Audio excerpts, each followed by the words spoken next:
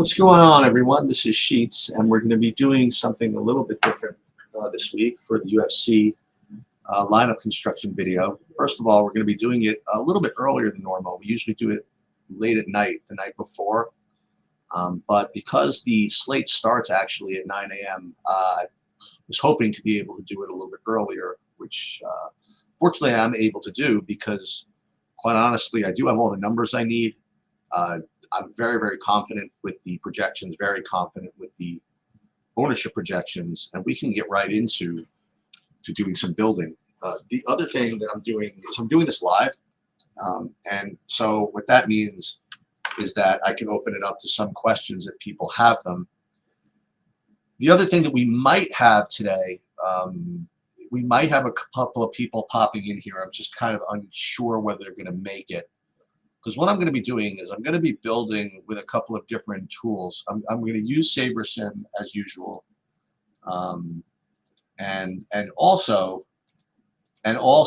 we are going to use AceMind to try to build some simulated lineups, and we're also going to use PayDirt's kind of their dupe prediction tool.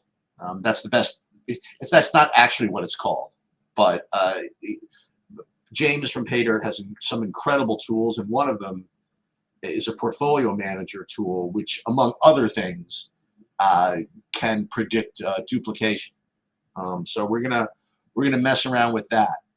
It reminds me of that Seinfeld episode where Jerry bought his father a highly complex organizer, and the father used it as a tip calculator. He says, "Hey, you see my new tip calculator?" Jerry's like, "It does other things." So I'm sure that the portfolio manager does quite a few other things, but we're going to use it today for dupe prediction. Now, the other thing that you do run the risk of doing when you're using others' technology is colossal train wrecks. I'm not as adept with either the AceMind stuff, although I think I'm getting pretty good at, or the PayDirt portfolio management tool, which we're literally going to use for the first time today. To that point, James is in here now. So when we get to the point where we use the PayDirt tool, he's going to correct me on my mistakes on how I'm using it.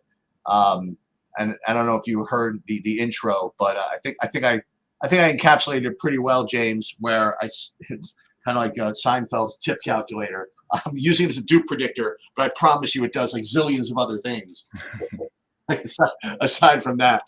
So in general, this is what we do first, guys. Again, as usual, we really dispense with who the best plays are because we've kind of done that already. To review, the favorites all look really, really good this week. They all look really, really low priced. Between McKinney's like incredible inside the distance line and Pavlovich's, and even Gaziev's to some degree, and Jasmine's takedown upside. I mean, these are four incredibly good plays. And then in the main event, as I went over, quite a bit, I instinctively believe that any lineup that has Izzy in it in an 11-fight card at 30% ownership is dead money. But that's just my instinct. Okay, just having seen all of the lack of Izzy ceiling over the past 4 or 5 years of been doing this, combined with the 11-fight card and all that stuff, that's going to be my instinct, is that the only player you're allowed to play from that fight is going to be Imavov. But again, what's cool about this, guys, is that we don't really care about what I think. And we really don't care about what instinctively kind of comes up. What we're going to rely on are just the various tools we have to try to build lineups specifically to win that 200K. Okay, this is not for the knockout. This is not for qualifiers. This is not for whatever. And this is very, very little to do with who the best plays are. It's just really, who to play. So the first thing that I did already is I uploaded, and this is the usual, what do you call it, order of operations, is I uploaded the projections, first of all, into SaberSim. And the first thing I will note is that I'm very, very confident in the projections this week, and that they're not like huge outliers. I wouldn't have made any changes other than the ones that I made. So that's one thing to kind of note. don't want to debate any of this stuff, but I do think the ownership projections are pretty good. I think the projections themselves are pretty good from a median perspective. And again, even though in MMA you don't really care, I mean, you're never going to actually get the median show up in the actual results. You have to start somewhere. So when you're creating ranges of outcomes, you have to start with a median, and then for each fighter, then it kind of like spreads out in that fashion. So I am kind of into these initial numbers being pretty good. So aside from, you know, just the normal stuff, I'm just going to start. This is going to be order. We're going to build the 5,000 lineups straight from SaberSim, and then what we're going to do is then we're going to, before we do anything, we're going to run the sims with SaberSim, so we get kind of a spreadsheet to work with, and then we're going to go back and see what we're doing here. So the first thing we're going to do is we're first going to use SaberSim to run the contest sims, and all we're doing is using their stock fields, at least just for starters. And as you guys see, I put in the throwdown and the knockout, whatever it is. We are only going to focus in on the throwdown as far as this one goes, but it doesn't matter. I'm just going to show you kind of what the spreadsheet would look like. So what we've done to start off with, again, that just literally took 2 seconds, right? We built 5,000 lineups. We ran them all using the regular SaberSim builds. And then what we get to do is then we get to look at what all this means, okay? So right now, we have to talk about the different ways that, again, you can rank all of these lineups. And again, this is all DFS is. You know, you put 5,000, a bunch of lineups together, and you have to figure out how many of them you want to play. You want to figure out what's the best way to rank them. And this is where SaberSim can really just get you into the weeds, right? So the first one, again, I want to look at is this, what they call MMA default. And this is, again, a SaberSim back-tested way of ranking things. And again, for those of you who are here for the first time, we're going to click on the eyeglass and see what this means. So the formula they use, this is what a lot of this stuff is about, is just creating good formulas, well, the most important thing to focus in on is that it does prioritize the 99th percentile outcome of the lineup. So this number, 0.75 times the 99th percentile outcome, and then it is dinging it for the sum of adjusted ownership. So you guys see plus -1, so it's dinging it somewhat. And this used to be even more aggressive than it is, but as of now, this is SaberSim's kind of best attempt to, you know, create lineups that have a shot to be somewhat different. Okay, it doesn't do anything with salary or anything like that, and that's one kind of ranking system to kind of keep in mind. Now, the other one, again, was the one that I kind of created on my own last year, was the Sheets default. Now, the Sheets default one, it started with the same thing that MMA default was, with the 75th times 99th percentile, but instead of dinging it for 0.1 times sum of adjusted ownership, I dinged it -0.3. So what ends up happening is that creates an even more aggressive, like, as I like to say, no shot type of lineup, right? And that's really what this is all about. How many no shot type of lineups you want to put in, you know, whatever. So these are just various ways to rank things. And then the other way, this is even before you're even dealing with the sims, is the regular SaberSim Sim Diversity 10. And this is this 100 times sim optimals is really just a SaberSim created metric. It's kind of like, I don't know, just kind of like, let's put it this way, is the least aggressive of all of the rankings. So if you pick like one of these ways without running sims, just know what you're getting. Like from the most conservative Sim Diversity 10, it's ranking this way, and then for MMA default, it's rating a little more aggressively, and then for if you want to use your own, and you could do this forever. You know, you create your own formulas till the cows come home, and it'll give you what you want. Remember, all these things are just freaking computers. You know, all they're going to do is do what you tell it to do. So you could put a formula in that'll get you 100% unique lineups if you felt like it, but you know, you'll probably lose every slate. I do trust some degree the SaberSim back-tested MMA default settings. So if you did want to be really aggressive, you could go ahead and just run that without running sims. Now, again, for those of you that are watching this first time, you're not seeing something which you're used to seeing in a lot of other reviews, and that is what percent it's getting you. I never look. Okay, I never care. I don't care who I get. I don't care what percentage I get. And I don't even look at who I have until the slate locks, because otherwise I would just become biased. It's ridiculous. I mean, I think instinctively, like I said, instinctively, I probably want zero of what's name, but Izzy. But you know what? If based on running numbers, you could get good low-owned lineups with Izzy and say 4 other really cheap, low-owned, high upside plays, who the hell am I to do that? So those are the ways to rank them without running the sims. And then again, as we mentioned, we already ran the sims, so you would go into contest sims, throwdown, and rate them by ROI that way. Now you're like, okay, people are like, okay, so great. Who am I getting? Again, don't worry too much about that. What I want to look at, and this to me is fun. This is like my version of fun. Before we get into using Ace Mine, which we're going to do before we get into using Pater, what this is this is the spreadsheet of all 5,000 lineups that we created. And again, as James sees the wonderful convention of just using the DFS IDs, which makes life very difficult for the entire United States of America. But what you could do is you see it as all these different columns based on what you've done here, and you can sort and play, all you want. Like if you wanted to rate all these lineups by, say, that MMA default setting, you can do that. If you wanted to rate it by MMA diversity, sim diversity 10, you do that.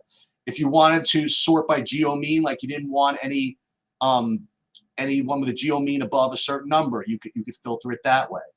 And then you could get into this kind of fun stuff, which is really the meat of it. Is here you could sort it by whatever contest you want via ROI. And then if you wanted to, you could look at, and this is kind of the thing, is dupes, right? And this is really the war. It is who can best figure out how many times the lineup that you're selected is going to be played by the rest of the field, because what the result of that column, AU, is going to impact what happens in AT, okay, which is the ROI, okay?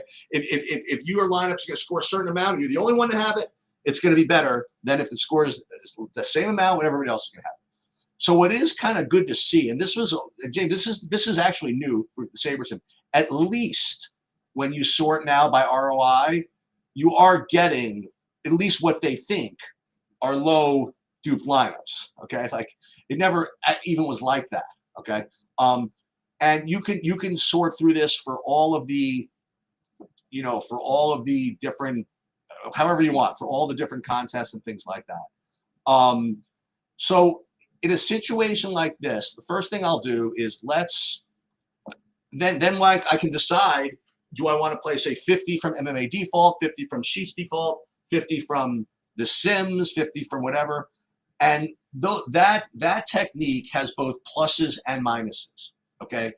The dramatic minus I'm going to get to in a second. The plus is that, again, it's diversifying your risk profile a little bit. Like you're doing some lineups that are a little less risky, some which are a little more risky, some which is whatever.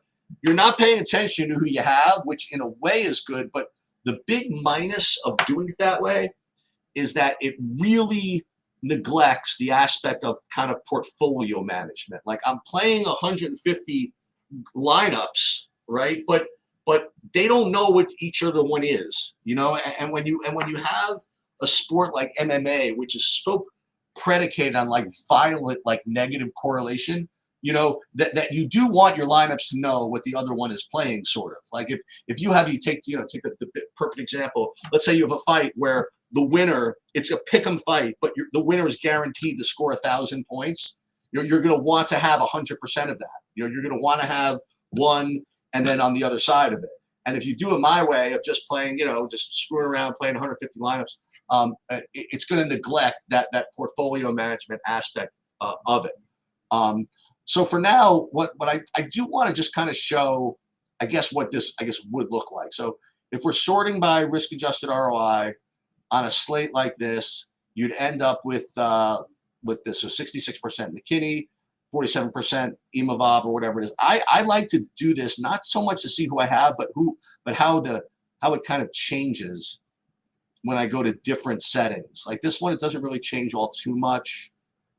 And then let's say I was going to go to, again, MMA defaults. Oops.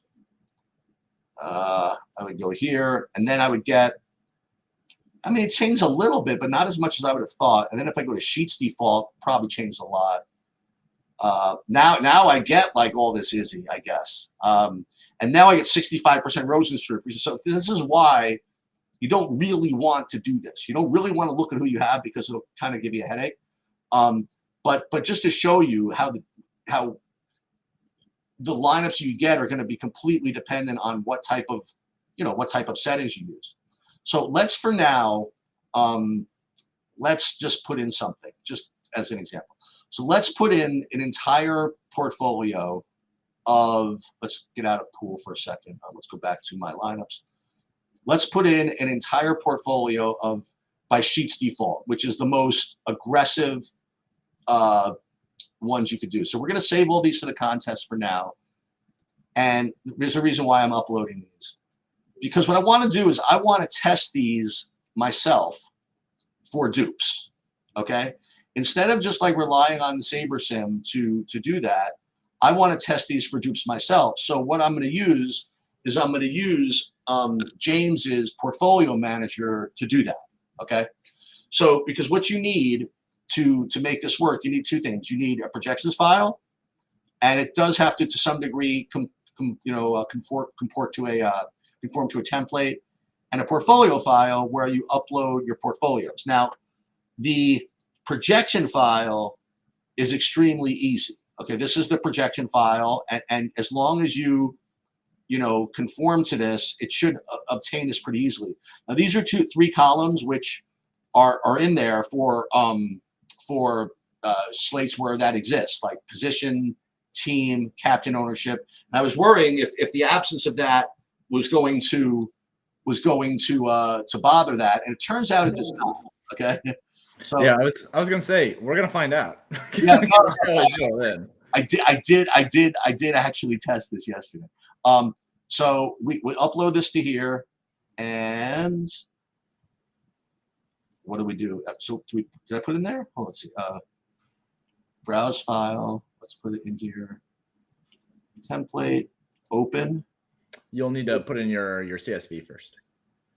I thought I did. Let's see. Browse file. Well, no, your lineups. You need to put in your lineups first. Oh, you got to do those first. Yeah. Okay. All right. So for the portfolio file, again, you need to put it in. Again, it's got to have the names of the players in it, because it's got to match, I guess, the projection file, which also needs player names. Correct. That's why I said, like, when you just use the SaberSim, like for example, like if I was going to look at the SaberSim lineups, okay, SaberSim has this convention where it just shows. Wait, oh, that was the projection. Sorry. When if you just looked at the SaberSim lineups. Come on, Excel. Don't be slow on me.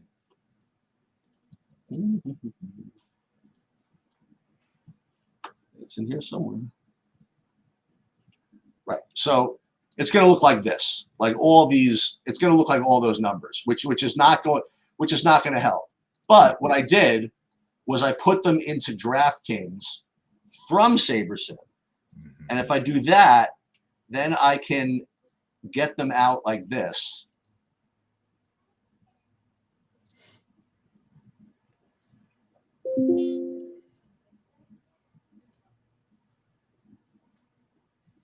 And then as you'll see, then they look like normal things with names. So what you have to do if you want to upload those to the file is you got to get rid of this. You just need these only, right? Just the lineups, okay? So let's save this as DK entries. And then we'll go back into the portfolio manager, browser files, and then let's make sure this is the right one. DK entries, put those in. Ooh, did you hit clear data really quick? That button up there underneath that data load? Okay. And then try to do that again.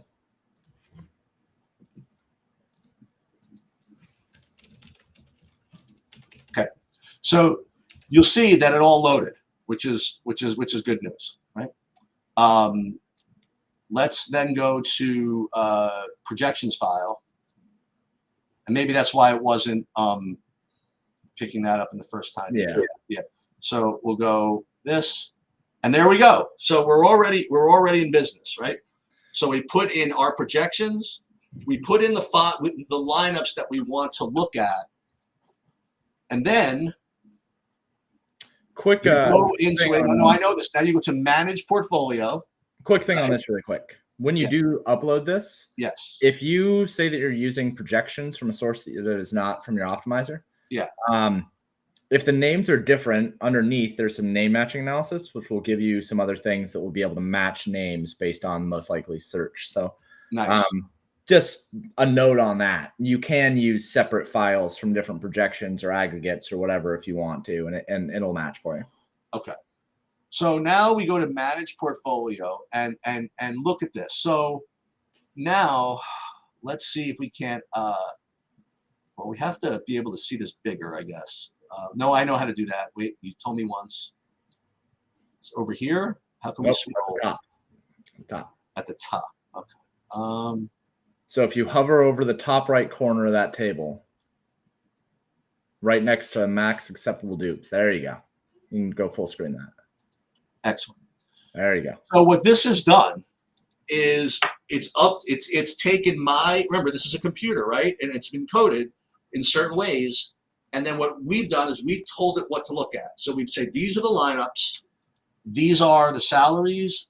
This is the meaning that we've given it, right? Well, for each player, and it's added them up. This is the ownership. Now, what it is now, what James's tool is now doing, are doing these four things for you. Okay, it's rating the lineup by finish percentile. It's rating the lineup by win percentile.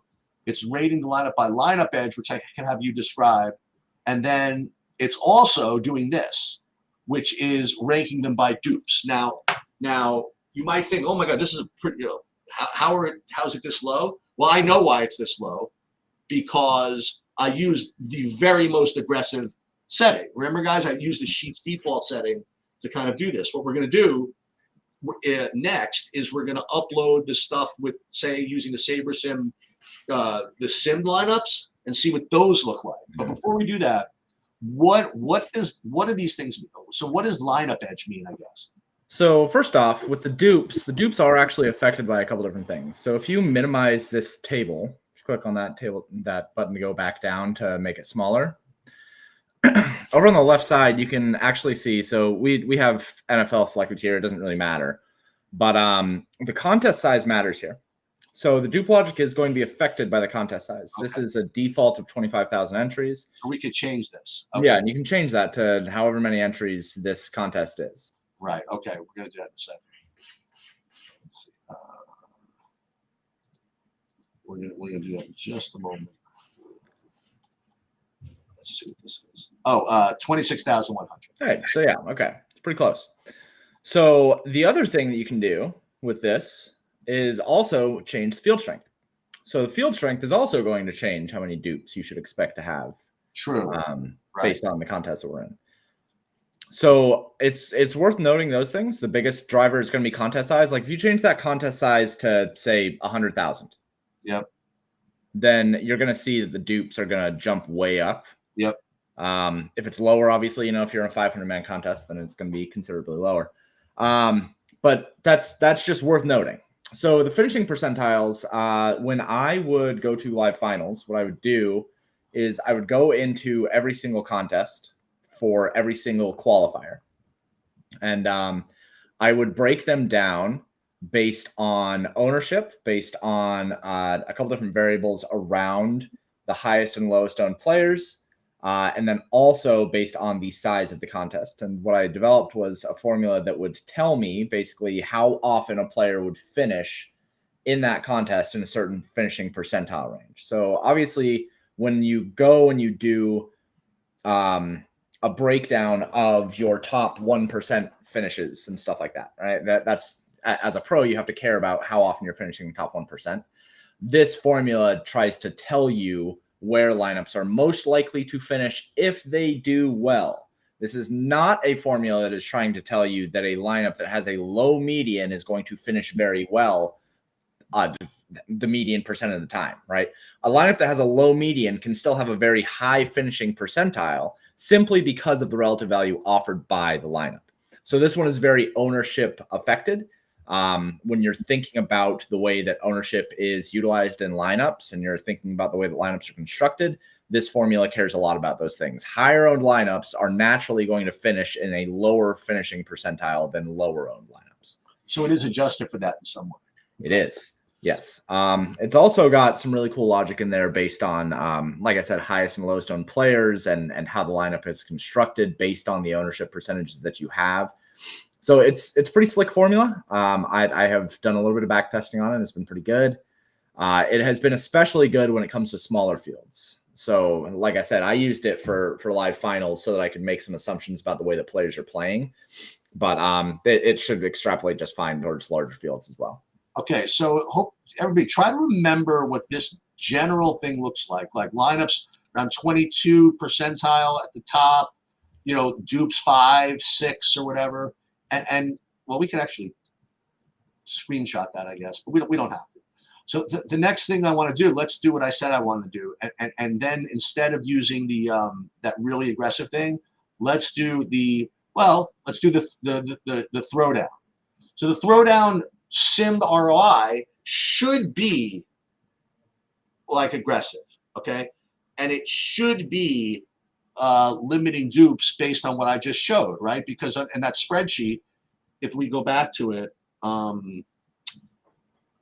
it's got to be, yeah. So in this spreadsheet, technically, if we're sorting by ROI, it's supposed to take into account, you know, the amount that it's duped and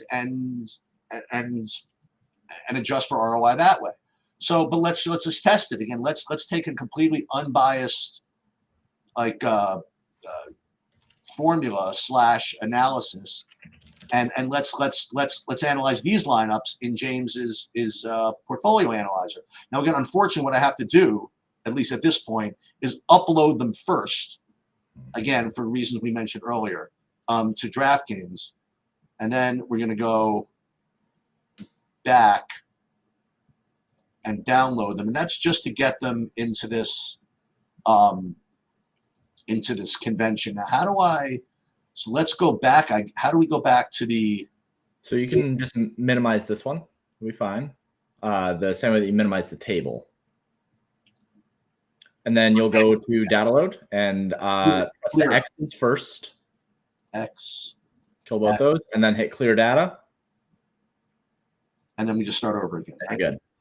So let's first let's see if we can do the projection. Let's test this again. Let's see if we can do the projection files first. I think we probably can. I think the only reason you couldn't before was because of the yeah. There you go. So now we'll go into browse files and we'll go to the new entry file. Okay. Oh, it's because you didn't remove the extra info from that file. You just need the lineups. Correct. So let's go back and we'll download these again. Of course, I could have just went to that file, but right. Okay, so we have to get rid of this and get rid of this. Now, for those watching at home, please keep in mind this is a beta, which is why it's kind of janky.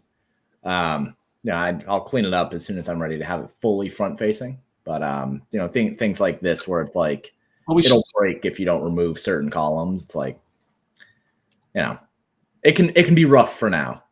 Awesome. Okay, so it uploaded really, really quickly. Then we're going to go back to manage portfolio. Looks like you need to upload projections there. Projections. Oops. So go back here. Oh, that's interesting. So I have to go back and re-upload the projections. Okay. Template. There you go. Now we should be good, right? Should be. Let's see. Where do we go again? Manage portfolio. Okay. Great. All right. So now let's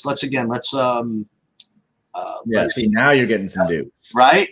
So interesting, right? So we have entered the lineups where, according to SaberSim's algorithm, you should be getting, right? Let's go back. Let's go back to this again. Lineups. You're supposed to be getting, where was it? I remembered. It was like two. It was like two dupes, right? For all these lineups. All this, but we're actually getting 37, 35, 34, 33. So as I mentioned in the intro to this, and this is why we continue to test this stuff and why this has continued to be a war, you know, something is off, right? So that's it. I mean, something is off. Now, what is interesting is that when you sort by, again, finishing percentile, this is still seems to be the cap of what you're, right? Mm-hmm. Of what you can get. About 20%. Is that normal? It'll be dependent on sport. So Okay. in NBA, you're going to see finishing percentiles in like the 30-ish percentage. Okay. In NFL, you'll see somewhere between 20 and 25. In MLB, I assume that we're going to be in the 15 to 20th percentile. And a lot of that just comes down to the consolidation of ownership. So you'll have relatively consolidated ownership in MMA, but you are not going to have near as much consolidated ownership as you are in the NBA. Or, sorry, yeah. MMA is going to be consolidated, but not near as much as NBA, which I think is going to be the highest consolidation sport that you're going to find.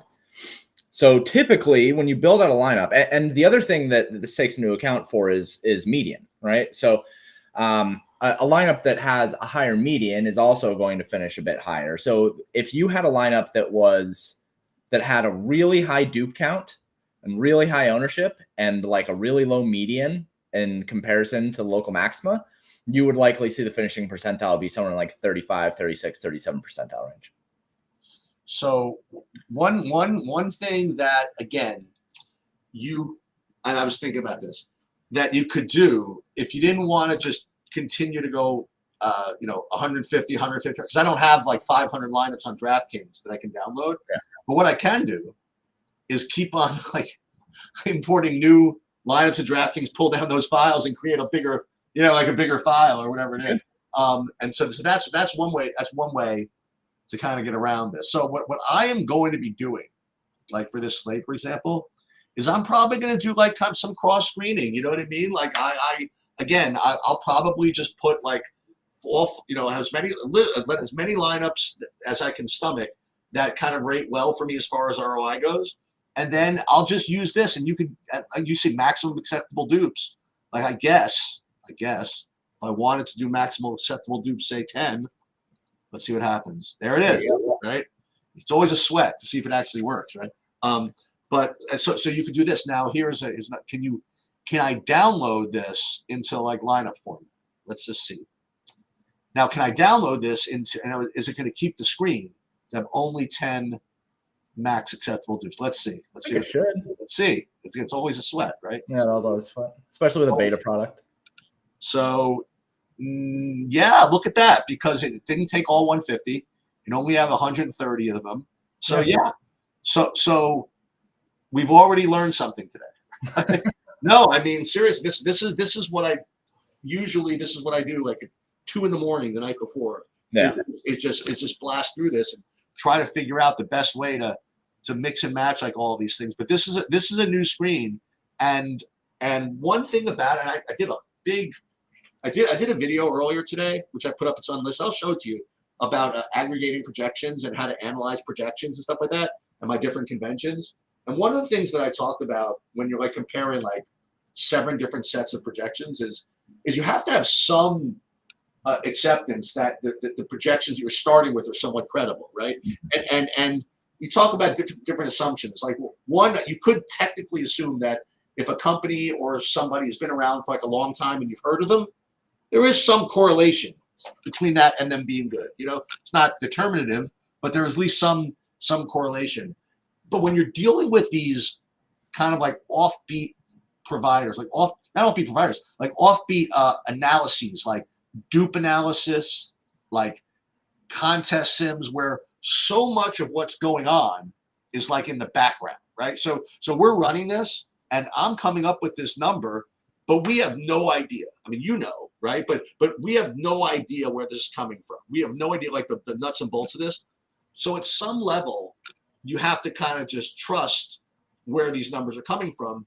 And here now you're in my business about in the stock market. Okay, is that it's not even enough to trust the numbers. You have to trust the people that are producing them, right? So that's why whenever I talk about Saberson, for example, I don't mind like accepting some of the things that they say about, oh, this is a good back tested set, this is a good way to do it, because I happen to trust the guys and know the guys. Same thing goes for here. Okay, so I know James a little while, and I don't know whether he's right or wrong, but I certainly know that he's freaking sharp and honest and works his ass off at doing this shit. So we're gonna see, you know, maybe 10 years after all of our grandchildren die of old age, whether he's right or not. But after all the sample sizing comes in, right. but we're gonna but we are definitely gonna be adding this to our process. And as I go through more of James's tools, I add more of them to my process. And we're actually gonna be doing a video with Bobby, actually in like about 45 minutes or an hour, where James talks about more of his tools. Because I know Bobby really appreciate it, because they get into the weeds like with the sports, because I don't really care too much about the sports, you know, Yeah. the lineups. Now, so that's James. All right, now you totally can hang out for this. But the other thing I did want to do is once my Chrome stops freezing. I did want to do an Ace Mines sim, only because when I did it earlier, it looks so much. Oh wow, oh my god, this is yeah, Chrome is really starting to freeze on me. So we might be at SOL. Oh no. Yeah, we might be. Well, while we're on this screen, I did want to also say, with this portfolio manager, This is what happened. James like cast a virus on it. So yeah. When you use this, what it actually does is gives me control of your computer. Exactly. No, but you were saying that, like, if you just wanted to stack up lineups and see how they compare against each other, I will routinely, for things like Showdown at Paydirt, for those who have not gone to Paydirt, I offer the ability to download what's called a seed frame, which is 10,000 lineups of NBA, NFL, NHL, PGA, and also League of Legends now, I think. You can do a whole bunch of different downloads for those. And it's 10,000 lineups that have been created for the contest sim function that I have. But you can download them and you can like play with them, and you can throw them through things like the portfolio manager. So I know for a fact that you can utilize up to 10,000, 15,000 lineups in that portfolio manager. It can handle a lot. Now, it will run slower. Those 4 columns that you see, they're doing math when they get created. So doing math on 10,000 things and then producing and showing 10,000 lineups. If I paginated it and was a good coder about it, it would be faster, but I'm not a good coder, so don't count on me. But you can load a lot of lineups into that portfolio manager. So this is what I'm going to do. I have to quit my Chrome. Now, when I quit my Chrome, it's very possible that this whole thing quits. Let me just see if that actually is the case. If it does, I'm just going to fire it up again. Okay. Well, I'm still here. There we go. That's fine. What's up, everyone? I'm James, if you don't know me. I hang out and I build models. Also, yeah, Saberson projecting some of those lineups for one dupe is pretty silly, I think. But, you know, what do I know?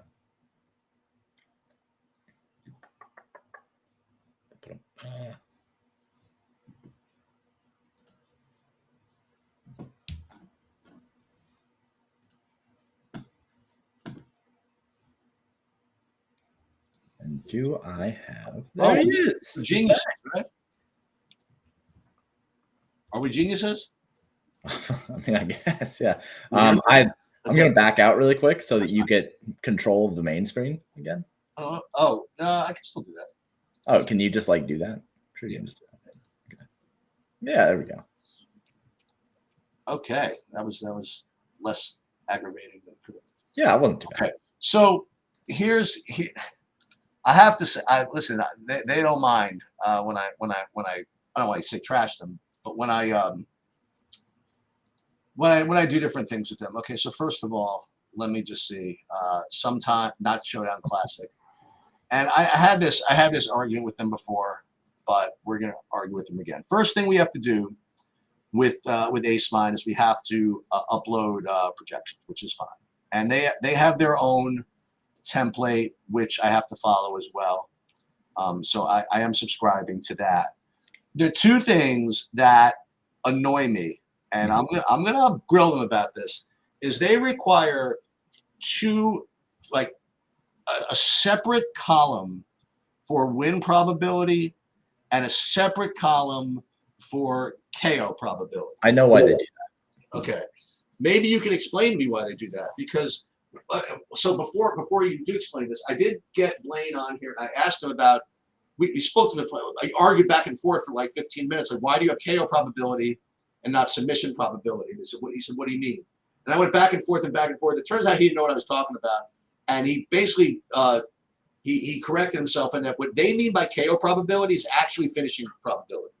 Like whether it's a submission or a KO, they think it's the same. Okay, that's fine. They never fixed that. That's something they need to fix. Yeah. But I would, and they tried to explain this to me once before, like why it's not double or even triple counting when you want to add a win probability and a finishing probability to something where you already have a projection. Okay, so the reason why, so if you, like you said, when you have a median projection in MMA, I shouldn't say you will very rarely actually hit that median projection, because there are some fighters where you will likely hit that median projection, just because of the nature of the way their fights turn out. So the reason why they are adding in win and KO probability is actually to massage the distribution and truncate the distribution in a way that is more acceptable and applicable to each individual fighter. So if you have a median of 80 or median of 75 or whatever, right? If you were to have a normal distribution, it'd be very likely that you're actually going to hit 80, right? And you can use a normal distribution if and only if the finishing chances are very, very low. That is where you can actually use this normal distribution. If the finishing chances are higher, or as they become higher, your normal distribution begins to split to a bimodal distribution. And in that case, the way that their sim works, mind you, I do not know who these guys are, but I can make these assumptions because I know how this works. The way that they're doing it is as the finishing percentages are going up, that distribution is becoming bimodal. Therefore, you are much less likely now to get the actual median and much more likely to get the tails of the distribution from your original standard deviation away from the median. So that's why they have that in there. I would assume that win probability also is necessary for creating and massaging their distributions as well. Whereas if you have the median and you are more likely to win, you are truncating your floor higher. Whereas if you're more likely to lose, you're truncating your ceiling tail. Is this something like the argument or the discussion we had about your LOL projections? Yes. Yeah, I guess so, right? Because I had the same discussion with James about his LOL projections. Like, why is it that the losing team just gets obliterated in the projections? And he's like, well, you can explain it better than me, but listen, if you're unlikely to win, I mean, you're just and well, you can explain it better than I can. And similarly, when I talk to James about the projections on guys that might not make the cut, like in golf, why don't you talk about that a little bit, actually? Yeah. So what we're looking at with something like MMA and with League of Legends is they're both zero-sum games, right? So the winner gets a vast majority more of the fantasy point pie than the loser does. Because as the winner is accruing points, the loser is actively losing points, right? That's zero sum here. Yeah. If, and especially if, the finishing percentage is high. So MMA, the reason why I don't do MMA projections over at Pater is because I think that it is very difficult to do it well. You have to mix a normal and a bimodal distribution. In League of Legends, you almost use exclusively bimodal distributions unless the odds are so close that you consider it a pick 'em, in which case you use a normal distribution. But with League of Legends, it is entirely a zero-sum game. When one player in League of Legends gets a kill, the person that he killed physically loses points. So it is as close to a zero-sum game as you're going to find. So in that case, you're using almost exclusively bimodal distributions, where a winner is very likely to reach their ceiling and be closer to their standard deviation on their ceiling, and the loser is much likely to be closer to the standard deviation of their losing percentile or 20th percentile, whatever you want to call it. So you have to think about those things, and it's kind of foreign to think about it when you think about traditional sports, because there is no traditional sport where you are ever really dealing with bimodal distribution. MLB is the closest, and in that you're using non-binomial distributions. You're not using bimodal. Because you are basically assuming that randomness is going to be the thing that drives your distribution, not a normal linear distribution. With PGA, it's really interesting because in order for me, the way that I approach PGA, and the reason why when you looked at the projections, you were just like, why the fuck is this guy projected for like 40 fantasy points? It's like, well, he only has a 30% chance to make the cut, so I'm going to lop off 70% of his projection, basically, because I want to make the assumption that if somebody is going to make the cut, then they are going to get the full range of their range of outcomes and the full range of their distribution, which is likely a normal distribution for PGA, even though there are events. The super events are not very likely holes in one. Whereas if you have like a no cut event, everybody just kind of gets projected it to what their median is going to be. But if you have a cut event, you have to take into account whether somebody is going to make the cut and be available for all 4 rounds. So those are kind of the 4 different kinds of distributions you'll deal with. Awesome. What you saw, everybody was watching the way Ace Mind built these things. What they do very this is very admirable that they try to do this, is unlike Saberson, actually, they don't use just one field to run their sims against. They ran it 5 different variations of it, which is definitely an admirable attempt, because that's become one of the main issues is to run it just against one field. And it just kind of just did its thing again, like in the background. And what's good and bad. What's really good about, again, Ace Mind, if you're this type of person, is it really does exactly what you tell it to. In other words, like, it has no opinion on these fights. I mean, it doesn't even maintain its own projection. I mean, they do if you want to access them, but it just really doesn't. It's like if you are putting bad shit in here, you're gonna get real bad shit. Because now again, as far as who these guys are, again, just to reiterate, these 2 dudes that run this thing are really sharp kids, and I encourage you guys to watch their YouTube videos where they go over their stuff. And like, what's annoying is that, like anything else, like when they go through this stuff, they go through it like it's like their software. They know how to use it. I can't even follow it. You know what I mean? Because they just know how to click, in the right spots. Whatever it is. But these guys actually, back when they were in college, they couldn't afford Fantasy Cruncher, so instead they just developed their own. they just kind of decided to do it. But really sharp, and like anything else, is getting better every single week, and it's still, they would probably be, it's still hopeless, because that's the way technology is, But one thing that you'll note again is I put in stuff, and this is, if you ran with these guys, you'd be getting lineups that that would make you sick, But that's why, if you're gonna really, it's like when I would coach AAU, and I would actually coach other coaches on how to coach AAU. I was like the only person within like 5,000 miles of here to teach analytics to like 7th and 8th graders, like on the basketball court. And I had, like, if a kid shot a ball like 1 foot inside the 3-point line and made the shot, they were taken out of the game. It was quite the scene. I was like, really known as like the psycho math idiot that was coaching basketball. But the point is that I would even tell coaches, you can't go halfway. Like you see, even some of these football coaches, they're like, well, I know I should go for it on 4th down, but I'm really feeling it. You know what I mean? Like, or I know this, you can't do that. I mean, you got to either you gotta either commit to it or not commit to it. So, and this is why I struggle with. I don't actually struggle. I don't struggle with it, but people that are trying to use like technology and use Sims and stuff that grew up like just kind of knowing ball and putting stuff together, they struggle. They struggle because they have ideas of what they should be doing, and unless the new technology confirms what they wanted to do in the first place, they won't do it.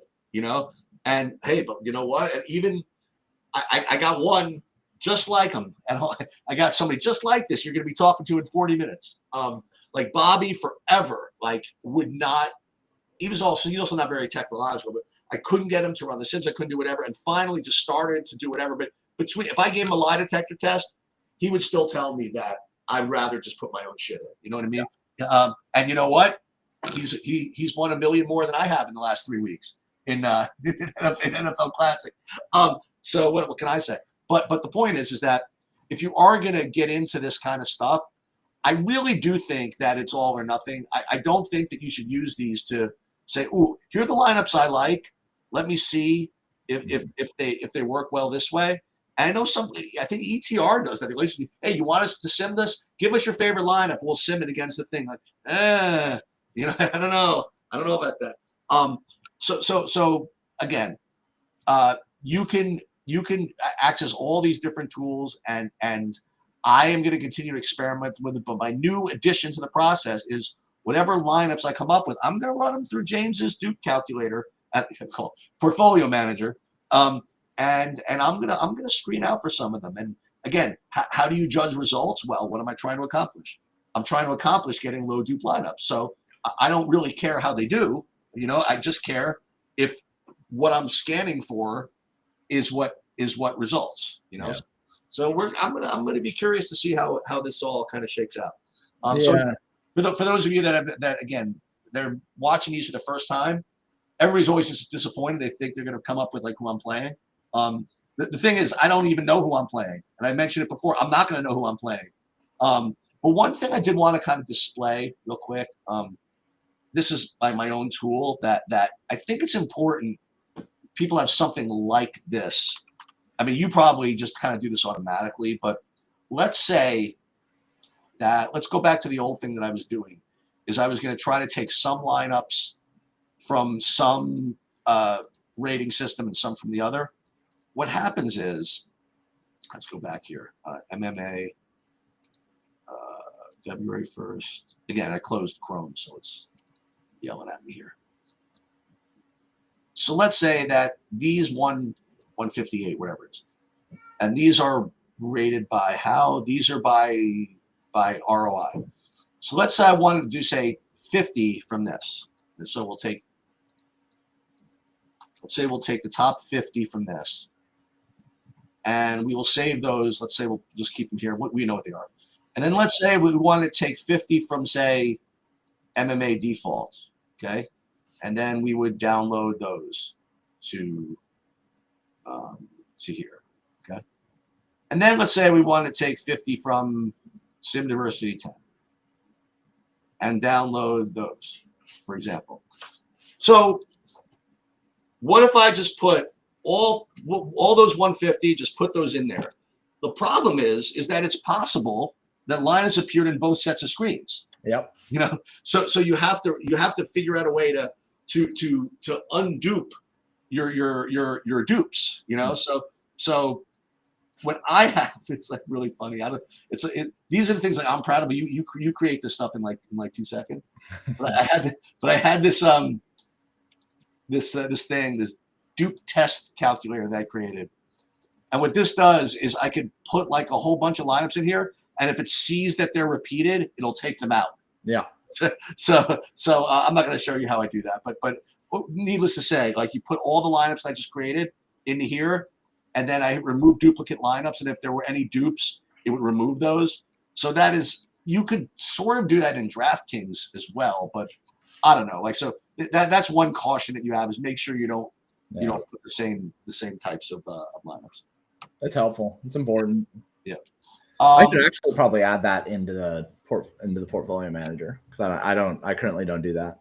I probably should. Okay, interesting. I want to add in an ability to trim based on projection and ownership, which is something that we have in Theory DFS from me and Jordan Cooper. But I just haven't gotten around to taking some of those features from the Theory DFS and added it into that. But I should do like one of the other things I want to do with that at the very least is combinatorial ownership, which I think is a lot of people ask me about it. And I certainly understand why a lot of people ask me about it. Like we built the ability to measure. It was basically like a matrix that would show you what the highest combinations were in your lineups. Like if you had like Aaron Judge, you have 50 Aaron Judge lineups, but in all 50 of those lineups, you have the catcher for the Yankees, right? Like you probably don't want to be doing that in all of your Aaron Judge lineups, because then your Aaron Judge lineups are entirely dependent on the catcher for the fucking Yankees. So I want to add in some of the stuff on that and combinatorial ownership, but that stuff is way more useful and way more important for MLB than it is for MMA or whatever. But you still, if you take a big stand on somebody in MMA and say these people are talking about 65% Izzy, I have no idea who the fuck Izzy is, but if you have 65% of him, and in all 65 of those lineups, you also have an underdog who's like plus 375 or something like that.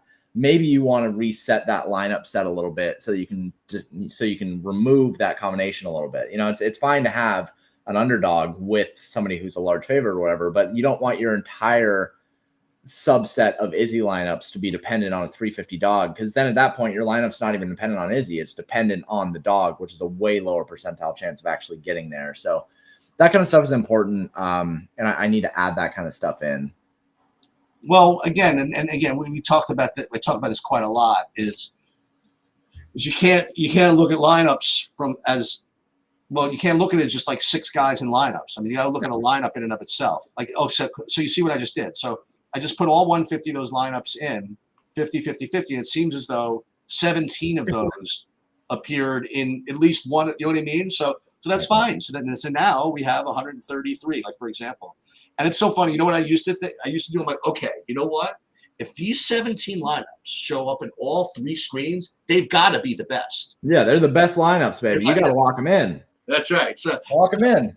So I don't know. So, again, and that's the cool thing about this puzzle is that it's just not solved. Right. All right. Needless to say, which is, I guess, why I'm going to say it. And anything and everything that I shouldn't say, but I would say most things that James puts his hands on are worth you putting your hands on as far as DFS goes. I've not, I don't even know if he still promotes it. I did not look at the Theory of DFS series, but I've heard it's amazing. He's been doing this for a long time, and his site Pater is really, it's very different, without being like too different than a lot of the places you're used to. Like you could do contest sims from there, and you could build lineups from there. But there's a lot of like really cool tools like the Portfolio Manager, which he admittedly, even he's like, boy, I really got to get this thing up there. You know what I mean? Like even like a shell of itself, you see what it could do, right? And I do encourage everybody to participate in whatever he's got going on. And if you want to learn more about that, I mean, Bobby and I are going to be talking about more about Patriot stuff in the next 30 minutes. And I actually did a video with him where he walked me through like all the Patriot stuff, and you could just search the YouTube channel for that. Any questions that were not mentioned here? Nope. These are the usual people that are very appreciative of everything we got going on. And that's pretty much it.